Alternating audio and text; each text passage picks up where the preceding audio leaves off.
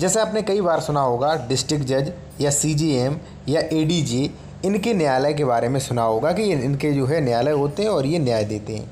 आज की वीडियो में बात करेंगे कि डिस्ट्रिक्ट मजिस्ट्रेट डीएम के न्यायालय में जो है किन मुकदमों की सुनवाई होती है, एडीएम के न्यायालय में किन मुकदमों की सुनवाई होती है और एसडीएम के न्यायालय में किन मुकदमों की सुनवाई होती है। देखिए, इनके भी अपने न्यायालय होते हैं और ये जो है न्यायालय में बैठते हैं कुछ समय तक और बाकी कुछ समय फील्ड में भी रहते हैं दोनों। लेकिन जो जज जो होते हैं वो केवल और केवल न्याय के लिए अवेलेबल होते हैं। अब बात करें डीएम जो है किन किन मामलों की सुनवाई करते हैं और कौन कौन से मुकदमे जो हैं वो इनके यहाँ सुने जाते हैं। तो सबसे पहले बता दूं, डीएम डिस्ट्रिक्ट मजिस्ट्रेट जो है वो ज़्यादातर क्या करते हैं, ज़्यादातर मान लीजिए अपने क्षेत्र में रहते हैं, फील्ड में रहते हैं, क्योंकि डिस्ट्रिक्ट का सबसे बड़ा पावरफुल अधिकारी जो होता है डीएम होता है, बहुत जिम्मेदारी होती है।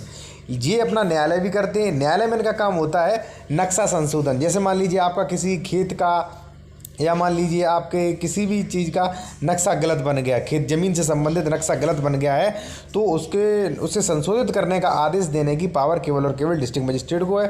दूसरा है फाइलों का रिवीजन। यदि मान लीजिए न्यायिक तहसीलदार, एसडीएम तहसीलदार बीच में कुछ ऑर्डर दे रहे हैं तो फाइलों का रिवीजन भी डीएम कर सकते हैं। चकबंदी संबंधी मामले, जैसे कि चकबंदी संबंधी मामले क्या है, जैसे मान लीजिए आपका गलत चेक काट दिया है, ठीक है, और जो सीओ ऑफिस होती है वहाँ से आपकी सुनवाई सही से नहीं हो रही है, तो अपीली अधिकारी हैं।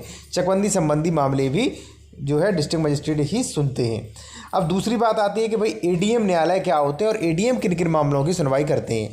तो देखिए, डिस्ट्रिक्ट मजिस्ट्रेट ही कुछ पावर अपनी डेलीकेटेड कर देते हैं एडीएम साहब को, ठीक है। जैसे मान लीजिए स्टाम्प चोरी के मामले जो भी होते हैं वो एडिशनल डिस्ट्रिक्ट मजिस्ट्रेट यानी कि एडीएम सुनते हैं।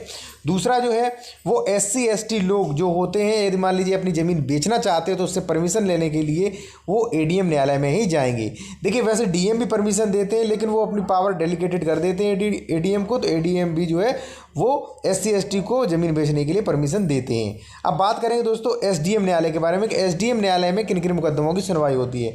तो देखिए, एसडीएम न्यायालय में जो है बहुत मुकदमों की सुनवाई होती है। जैसे मान लीजिए बंटवारा संबंधी मामले हैं, ठीक है, और दूसरा है धारा 64 या 67, जैसे मान लीजिए दाखिल सारे अन्य संबंधी मामले हैं। तहसीलदार के यहाँ से आप हार गए हैं या तहसीलदार के उससे संतुष्ट नहीं हैं, तो जो है आप यहाँ पे एसडीएम के यहाँ अपीली अधिकारी है, अपील सुनवाई होगी, ठीक है।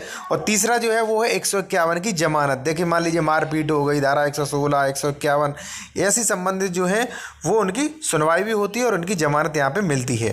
दोस्तों, अगर मेरा आपको वीडियो अच्छा लगे तो वीडियो को लाइक कर लें और चैनल को सब्सक्राइब करके बेल आइकन जरूर दबा दें, जिससे आने वाले वीडियो के आपको नोटिफिकेशन मिल सकें।